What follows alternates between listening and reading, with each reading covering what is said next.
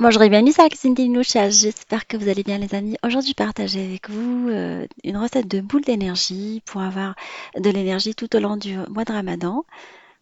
Assez healthy. En même temps, je vais vous montrer comment j'ai customisé ma cuisine pour le mois de Ramadan avec la décoration. Alors, j'ai pris un calendrier de l'Avent pour ma fille. J'ai fait une petite décoration du Ramadan tout en restant un peu dans l'esprit que j'avais déjà dans la cuisine, un peu industriel. Découvrons la vidéo ensemble. Alors ces boules d'énergie sont à base de pâte de dattes. On va mettre du flocon d'avoine ou du sang d'avoine pour les fibres et des fruits secs pour les protéines. Et bon, en parlant de protéines, on va rajouter également du beurre de cacahuètes qui donne beaucoup de protéines et qui donne un sentiment de satiété. Et on va mixer tout ça dans un premier temps que la pâte de date avec les cacahuètes. Et on va rajouter après les fruits secs. N'hésitez pas à mettre les fruits secs que vous préférez. Vous pouvez rajouter des amandes, des noix, des abricots secs, des figues, ce que vous aimez. Et vous ramassez tout ça avec du miel. Le miel permet par la suite de ramasser parce que le beurre de cacahuète n'est pas assez... on n'en met pas beaucoup en fait parce que c'est super calorique. Et on va malaxer tout ça de façon à ce qu'on puisse les ramasser et façonner des boules qu'on va faire enrober après. Pour l'enrobage, on choisit les graines et les fruits secs de notre choix. Ce que les enfants aiment, parce que moi je l'ai fait pour ma fille avec un smoothie. Elle peut tenir la journée sans problème parce qu'elle fait le ramadan. Un de sésame grillé, de la noix de coco, les enfants en raffolent. Des amandes concassées, effilées, de la pistache. Alors tout le monde adore la pistache, à la maison tout le monde en raffole. Et on met dans les caissettes qu'on va pouvoir ranger par la suite, tranquillement en fait, dans un endroit à l'abri de la lumière et pas très humide. Et après, comme je vous ai dit, vous choisissez les enrobages de votre choix. Vous pouvez éventuellement les faire passer dans du chocolat fondu en bain-marie et après les plonger dans l'enrobage comme vous aimez. Ça peut être bon aussi du chocolat 75% de chocolat noir. C'est bon aussi pour la santé, ça contient des magnésiums. Alors voilà, je voulais partager ça avec vous aujourd'hui. Et comme je vous ai dit, avec un smoothie, c'est assez bénéfique pour la santé en fait.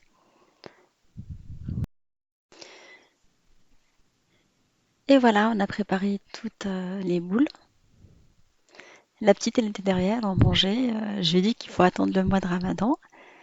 Du coup, elle me dit, maman, je vais pas dîner en fait. Elle adore le sucre, hein, comme tous les enfants, et c'est du bon sucre à leur proposer. Là, j'ai une cuisine semi-ouverte en fait. J'aime pas les cuisines fermées complètement ou ouvertes complètement. C'est pas adapté à mon mode de vie. Alors là, j'ai un petit bar avec des trucs pour le thé, ce que je bois régulièrement, et pour le café. Voilà, j'ai des petits rangements pour le thé, pour le café. Moi, je suis très thé, mon homme, il est café. Un petit rangement pour le pain. Pour mon homme, c'est la Senseo et pour moi, c'est la cafetière italienne. Là, c'est tous les rangements que j'ai, en fait, les casseroliers, les rangements pour les aliments. Et là, j'ai mis un petit endroit où j'ai fait un peu de décoration et surtout la vaisselle que j'utilise pendant le mois de Ramadan, les saladiers, les fruits secs. Comme je consomme beaucoup de fruits secs, j'ai mis également mes légumes ainsi que le robot que j'utilise et les plateaux que j'utilise. Voilà, c'est pratique de les avoir. Mon plan de travail où je travaille. Et là, de l'autre côté, j'ai une autre suspension avec plein de choses. Là, j'ai mis également de l'eau qu'on boit en fait dans une bonne. Je la mets comme ça. Il m'arrive de la parfumer avec plein de trucs, avec du citron, de la fraise, mes épices également. Là, je mets que les quantités que j'utilise. J'en mets pas beaucoup parce que le reste, je vais le garder dans le frigo. Alors, j'ai des tout petits contenants exprès parce que après, les épices, ils ont tendance à refroidir et j'aime pas le goût des épices froids. Là, je les ai étiquetés. J'ai demandé à ma fille de m'aider pour écrire le nom des épices que j'utilise très fréquemment. Enfin, vous avez remarqué, j'utilise la plupart du temps les mêmes épices. Je les achète soit au Maroc, soit j'achète ici des marques Ducros. Et ça lui a fait plaisir de m'aider à les écrire, en fait. Faut toujours les impliquer. Là, c'est pour le reste également. Enfin, j'ai séparé les épices. Dans les grands, j'ai mis de la persillade provençale ainsi que le za'atar libanais. Dans les petits, j'ai mis des condiments, en fait, séchés. Et là, c'est les épices qu'on a déjà vues. Et j'utilise un petit bac pour les produits de vaisselle, comme ça c'est pratique pour nettoyer. J'en ai deux, un grand et un petit, l'ail, les oignons, les ustensiles que j'utilise le plus fréquemment, les huiles pour cuisiner. Comme ça c'est pratique en fait, on ne perd pas beaucoup de temps à chercher tout ce qu'on utilise, les planches à découper, les petites assiettes que j'utilise.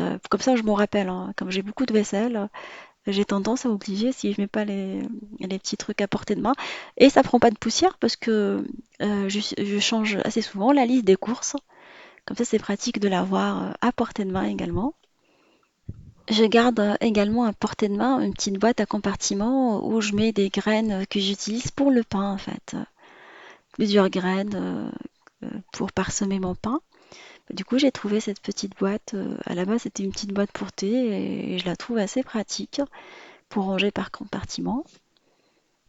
J'ai laissé à portée de main le granola maison. Là, on a eu déjà l'occasion de réaliser ensemble pour réaliser des petits desserts, les fruits secs également pour tout ce qui est verrine. C'est pratique de les avoir, ainsi que tout ce que j'utilise le plus régulièrement pendant tout le mois sacré du Ramadan. Comme ça, j'oublie pas ce qui est au fond des tiroirs. Et voilà, mon petit robot, les fruits et tout le reste. Et plein de reminders parce que j'ai tendance à oublier. Bah, du coup, je mets des mémos pour pas oublier ce que j'ai à faire. Je colle des petits rendez-vous et tout ça. Pour les placards, alors j'ai mis des contenants en plastique transparent ou du verre. Soit vous collez des étiquettes sur les différents calibres des semoules et des farines que vous utilisez, soit vous laissez bah, les emballages et vous mettez, vous collez juste, vous coupez un tout petit bout et vous le laissez dans les contenants qui sont transparents en verre. Comme ça, vous allez pouvoir détecter que c'est par exemple c'est de la polenta ou en général, voilà, c'est ce que je fais. L'idée est de checker ce qu'on a déjà dans les placards et voilà, faire ses courses en fonction dans ce qu'on a et ses menus également.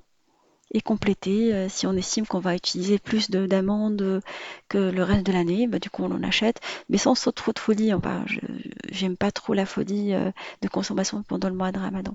Là, j'ai acheté du fric parce que je vais l'utiliser, du blé vert. Et comme je j'ai pas envie de coller d'étiquette et j'en ai plus d'ailleurs, je vais mettre l'étiquette, je vais la laisser dans le contenant, comme ça je vais me souvenir que c'est du fric, ça se reconnaît facilement, mais de cette manière-là, c'est beaucoup plus pratique.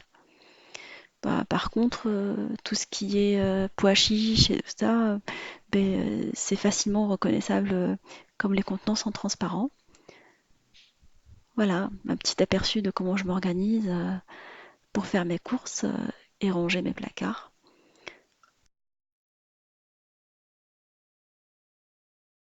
Et j'ai une petite poubelle également pour le compost. À chaque fois que je lave ma salade, on a eu l'occasion de laver la salade dans un retour de course, comme on l'a rangée, elle l'a préservée le plus longtemps possible. Alors vous tapez retour de course Linoucha, vous allez le trouver. Et du coup, quand je nettoie bah, les légumes, je mets dans un premier temps bah, les chutes ainsi que du terreau et je remets et je vais le mettre dans le compost dans le jardin. Comme ça, je pourrais planter des petites tomates en utilisant mon compost. Sous la plaque, j'ai un casserolier que j'ai optimisé également avec les ustensiles et le reste des ustensiles que j'utilise tout le temps, bah, je les mets dans un pot à côté. Le reste, c'est rangé. Voilà, avec les couteaux, voilà, quelques couteaux. Alors, je mets pas tous les couteaux dans cet endroit-là, juste ce que j'utilise. Je mets également les casseroles et les marmites. L'idée est d'avoir à portée de main ce qu'on utilise le plus régulièrement, sans aller fouiller dans les autres placards.